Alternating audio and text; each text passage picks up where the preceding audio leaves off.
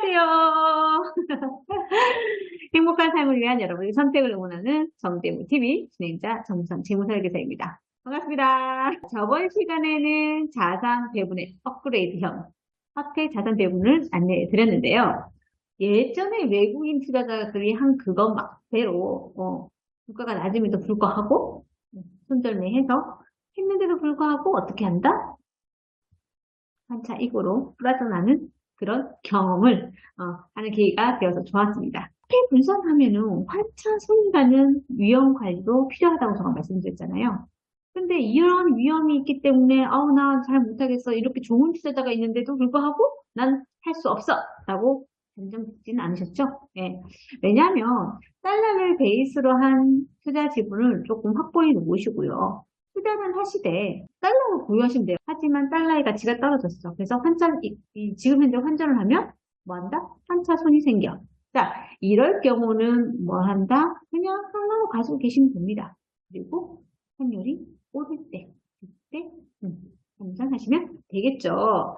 그리고 자, 이렇게 투자를 하시려면은 투자의 원칙 중에 하나가 있죠. 여유자금으로 하셔야 됩니다. 자, 금리 인상으로 해서 좋은 건 있습니다. 요즘 은행에 금리가 좀 올라가서 저축하는 맛이 다라는 얘기를 많이 하세요. 대출 금리가 또한 늘어나서 고민이 되는 부분이 점점 커졌습니다. 제가 이제 상담을 가보면 이 부분이 조금 많으세요. 자, 내 집 마련을 했어요. 금리가 딱 인상을 되니까 이게 변동금리인 거예요. 네, 대출 이율이 점점 올라가 대출 상환액이 늘어나서요. 생활하기가 좀 버거워. 내가 지금 뭐 하는 짓이지? 집에 돈을 이렇게 많이 부어야 돼? 뭐 이런 느낌으로 지금 다가오는 거죠. 자, 그래서 지금 저축을 하고 있는 것을 자금을 갖다가 빼가지고 대출 조금이라도 빨리 상환하는 것이 좋지 않을까?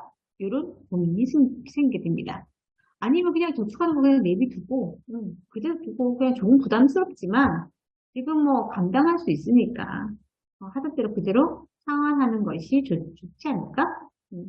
자신의 재무 상태에 따라서요 달라진다고 해요. 그래서 오늘은 대출을 갚고 이자를 줄이는 것이 좋을지 아니면 그냥 투자는 그대로 하고 대출 이자를 내는 것이 합당한지에 대해서 알아보는 시간을 마련했습니다.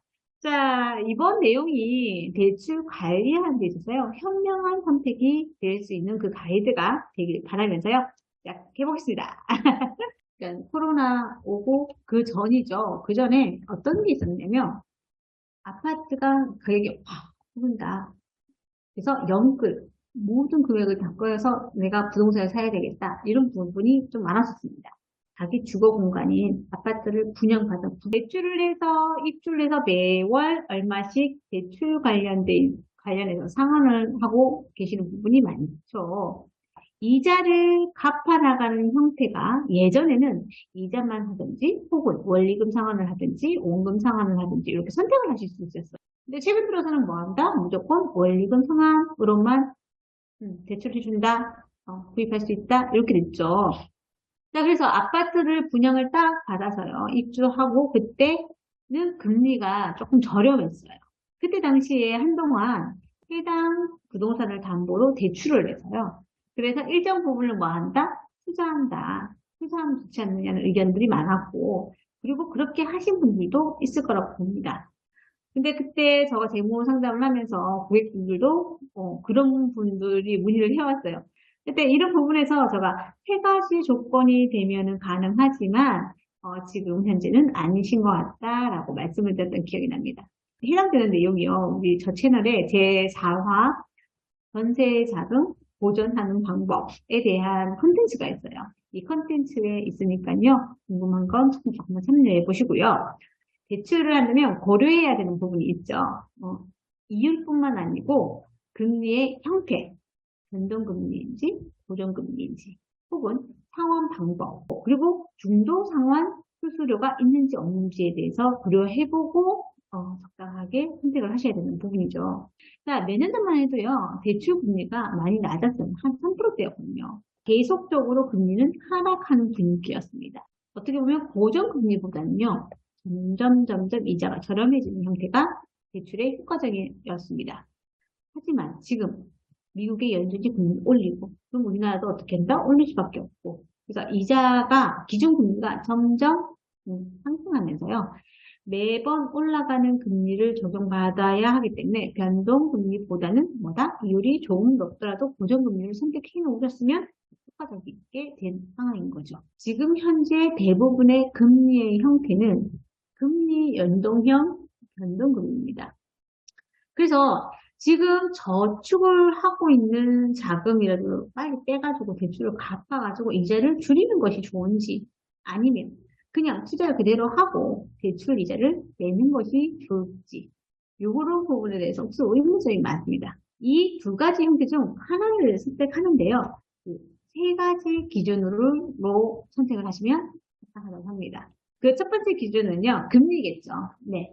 지금 저축하고 있는 금리보다 대출 상환하는 금리를 비교했을 때 저축되고 있는 금리가 높다면 그대로 그냥 하시는 게 낫겠죠.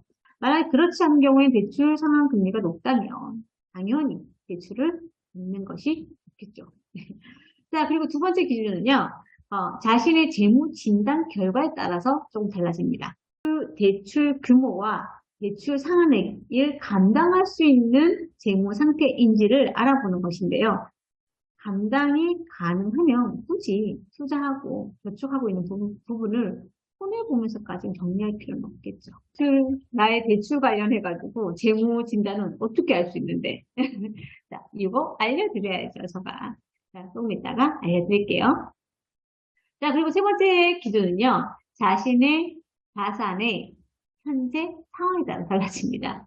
자, 이 첫 번째 기준에서는 안정적인 예적금, 금리로 들어가는 그런 예적금일 경우에는 당연히 해야 하지만 좀 투자 형태로 되어 있는 주식이나 펀드, 그리고 변액 같은 경우 자신의 현재 상태에 따라서 결정하셔야 된다고 저는 생각합니다.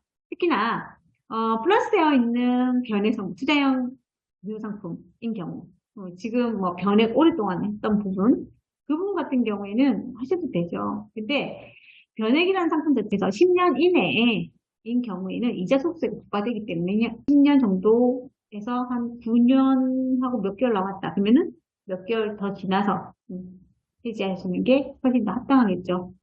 자, 그런데 마이너스로 되어 있는 우리 금융상품, 특히나 마이너스로 되어 있는 주식계좌. 이거 그냥 정리해가지고 대출 갚아야 돼. 자, 이렇게 생각하실 수도 있는데요. 펀드나 주식 같은 투자형 상품의 수익률은요, 내가 한 매 땅 하는 순간 결정되는 것이 특징입니다. 자, 해당 채널에 이자와 수익률의 차이에 대해서 안내해드린 콘텐츠가 있거든요. 링크 걸어 놓을게요. 네, 한번 확인해 보시고요. 자, 우리가 자산과 부채가 있습니다. 자, 사람들은 주식이나 펀드는 다 자산이라고 알고 있죠. 네.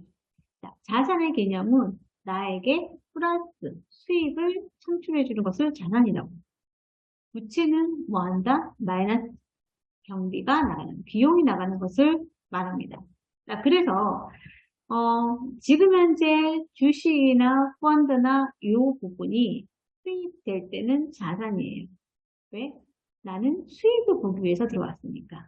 자, 그런데 순절면을 하는 순간, 마이너스 되어 있는 것을 해지하는 순간 이것은 뭐가? 부채가 됩니다. 자, 그렇기 때문에 지금 현재 자산으로 되어야 할 내 자산이 어떻게? 부채로 변해서 끝나버리게 되는 그런 형태가 되어버리는 거죠. 자, 이럴 경우에는요, 투자형 상품을 예쁘게 관리해서요, 대출 금리보다 높은 수익률로 만들어서 대출 갚는 것이 합당합니다. 해당 채널에 투자형 금융상품 관리하는 방법에 대해서 안내해드렸으니까요. 콘텐츠 링크에 놓을 테니까 꼭 확인해 보시고 그리고 앞에서 언급했듯이 간단하게 자신의 대출 규모와 대출 상환액을 감당할 수 있는 수준이 아닌지를 알아보는 시간 가져보겠습니다. 대출 관련해서요. 재무 진단에는요. 총 부채 부담은 얼마큼 돼야 되고 그리고 총 부채의 상환액은 얼마큼 돼야 되고 그 다음에 주거 관련 부채 비율은 어떻게 돼야 되는 그런 기준이 있습니다. 총 부채 부담은요. 내 자산에서요. 부채가 차지하는 비율이 40% 이하로 대출 규모 한도를 갖다가 결정하시는 게 좋습니다. 근데 신혼부부처럼 첫 집 내 마련하는 부분 같으면 부채 비율이 40% 넘어요. 예.